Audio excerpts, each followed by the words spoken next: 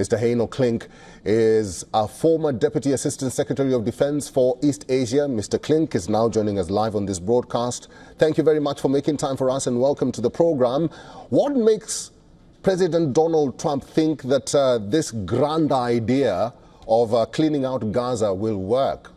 Gazans have said it will not work. Jordan and Egypt are not likely to accept Gazans into their country.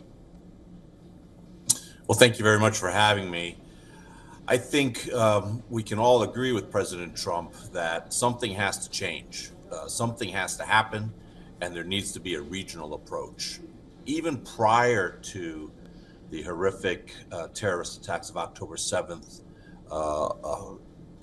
Gaza was not thriving.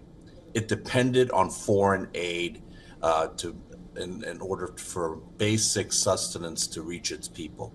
Now you've got a situation after more than a year of war where you have a large percentage of the population completely displaced and more than half the buildings in the entire Gaza Strip either damaged or destroyed. So there has to be some sort of new thinking as to how to rebuild Gaza and perhaps more importantly, ensure that Hamas is no longer in power and can no longer serve as a safe haven to plan heinous attacks against Israel. Mm-hmm. So, Mr. Klink, do you support Donald Trump's idea? Well, I think it's early stages yet, quite candidly.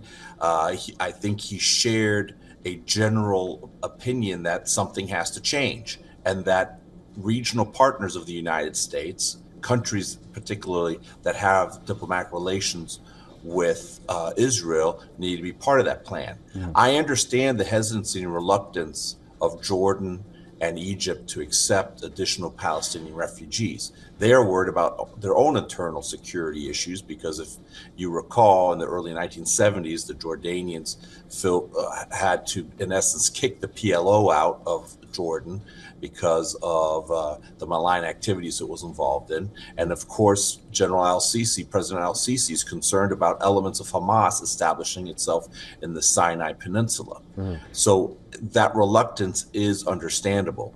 But again, I think President Trump's overarching point is we have to do something different.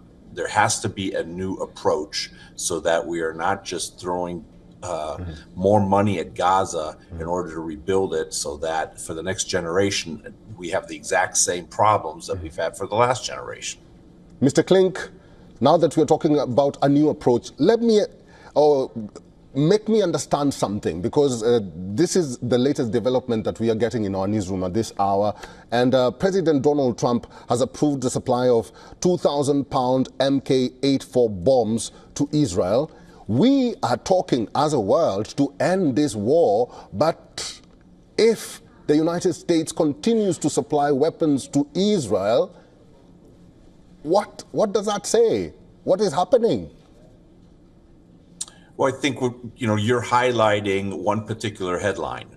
Let's remember that the United States also provides military assistance in large numbers to Egypt in particular, as well as to Jordan.